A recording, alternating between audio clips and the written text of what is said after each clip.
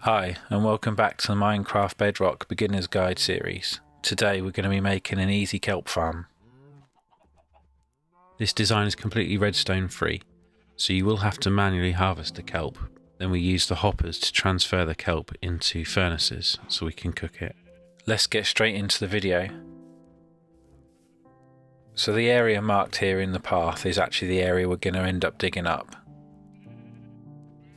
The main box size is a 4x8 with a collection system at the end. The 3-block gap in the middle is for us to actually harvest it. In the chest here is basically everything I did use to build it. Obviously the more kelp you have, the easier it is. We end up using 6 more buttons than what's on this chest, but I will go through that in the design later. So let's start digging this out. So that's 1 block down. The bit in the middle I do actually fill in again because originally this was designed to have stairs in it. But let's keep going. So we've now dug down 2 blocks. I'm now digging these blocks out to put some stairs in, but I will actually change those in a minute to put half slabs because it doesn't actually allow the water to flow over the top properly to collect the kelp.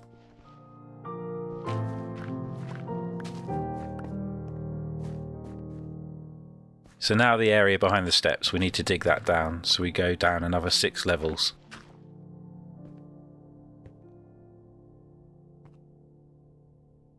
So there we have, we've just dug it out, and like I say, we just count down 6 levels, so that's that done. So now if we go into this corner on this side, we can now dig out the blocks like this. These blocks being dug out is where we're actually going to harvest the kelp from. So if we now put the buttons at the top here, what this actually does is it stops the water going through.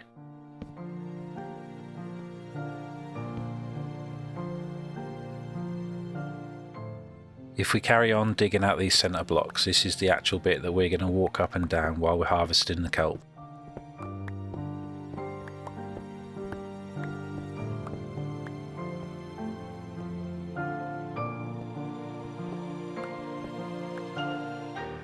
This bit at the end is actually going to be where the collection system will go. This shows why you shouldn't really be mining above your head. If gravel falls on you, you can suffocate, but luckily I'll get out of that one.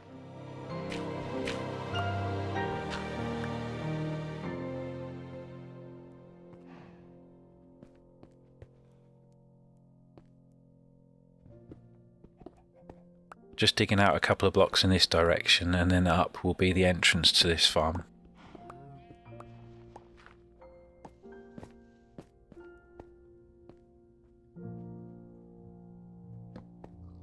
Because I'm just going to use ladders and a trapdoor to cover up the entrance to this, I can actually build something else above this, as this is all hidden underground.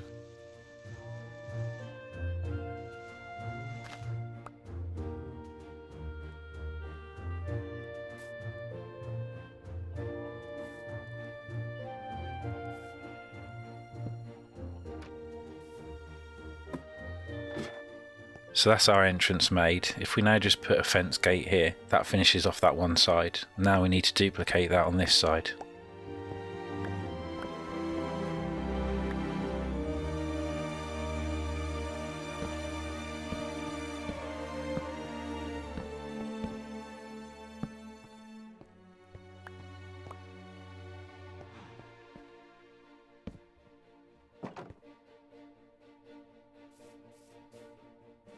So as you can see on the left hand side here, we've dug that one out. What we need to do is we need to remove some more of these blocks here for part of the collection system, and then we'll copy the other side and we'll dig that out as well.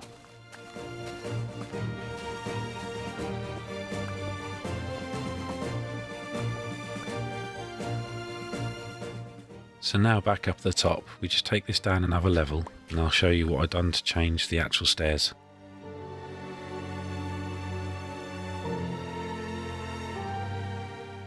So we need to put the hopper in the middle here because we're going to have water in this little gully. We're going to have the water at both ends, so that'll push all the items from either side into that one hopper.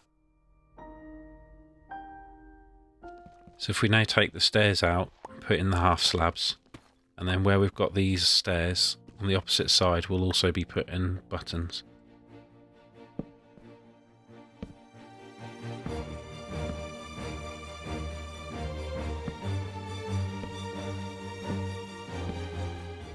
And again, what we've done this side will mirror on the other side. So with both sides the same, you can see that I've also filled in a dirt platform behind the slabs. So now we can start using our water buckets and start filling in the collection system. As I've only got 2 buckets, obviously I need to make an infinity water source. So if I make one down here, it makes it easier so I don't have to keep running backwards and forwards. First we need to waterlog each of the half slabs that we've got here.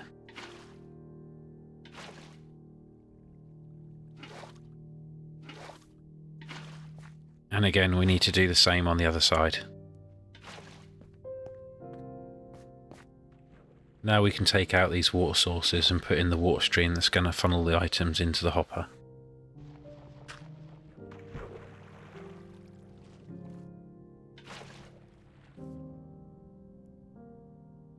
As you can see from this view, the water's actually pushing straight over the hopper and past the other side, so it's going to stop half of the harvest from actually getting into the hopper.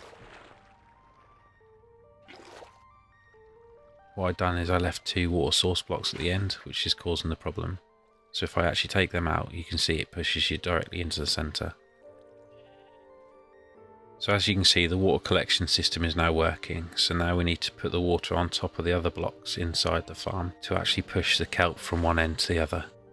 You need to make sure you place the blocks like this. So if you put it on the first and the third one, the second one becomes the infinite water source.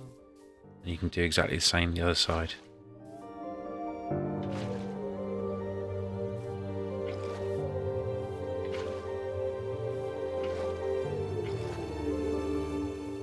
If this is done right, you can see that the water will actually push everything over, right over to the edge, and then into the hoppers.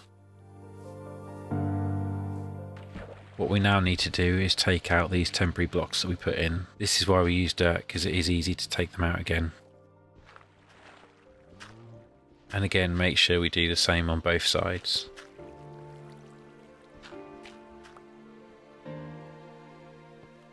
Now we have the water in here, we can start planting the kelp.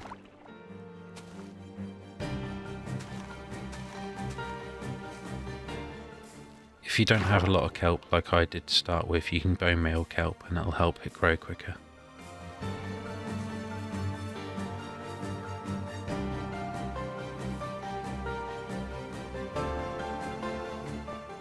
So now to do the item collection, you've got a couple of options. You can actually just leave the chest there and collect the kelp as it is, or you can set it up so it automatically cooks the kelp for you. That's what I'm going to set up here. So a block underneath the chest where it holds the kelp, you need to put your furnace, and you also want to dig it out so you can put another chest at the bottom to collect what comes out of the furnace.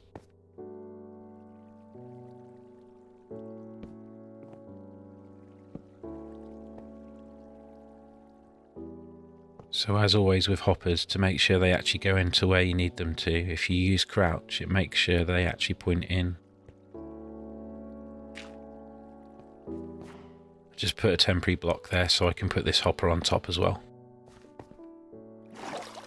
So obviously, because I didn't start off with that much kelp, I do actually have to go around and plant more until I actually get enough to start the farm off properly. With 1 kelp growing on each of these blocks, it will automatically fill this up to water source blocks, so the filter system works.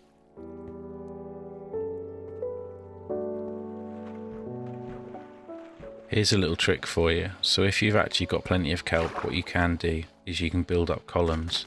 Every time you build it up, those water blocks then become water source blocks.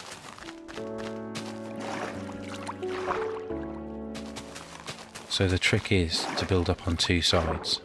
If you do on 2 sides of the square, then all the water inside there will be water source blocks.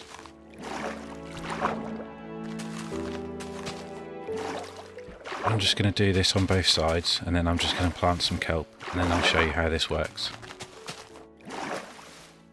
Here's a demonstration quickly on how easy it is to actually harvest all the kelp. So you just walk along the line here, punch in the kelp, and it will automatically filter up to the top and into the chests.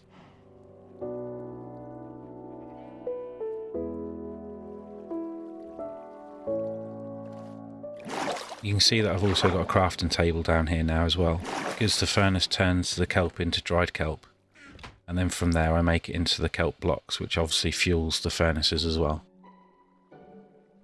The last thing I've done is also I put a lever on the front of the furnace.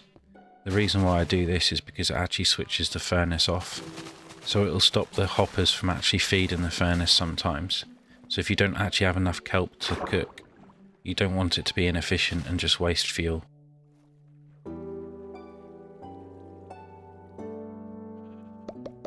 So if it's all built correctly, you'll see that the kelp will just fall into the water and it'll get slowly pushed over the edge.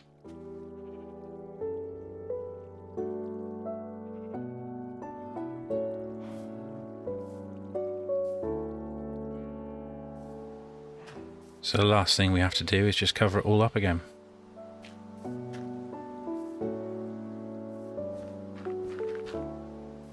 So like I say, because this is all hidden underground and we've just got that little hatch to get in and out, you can build whatever you like on top of this.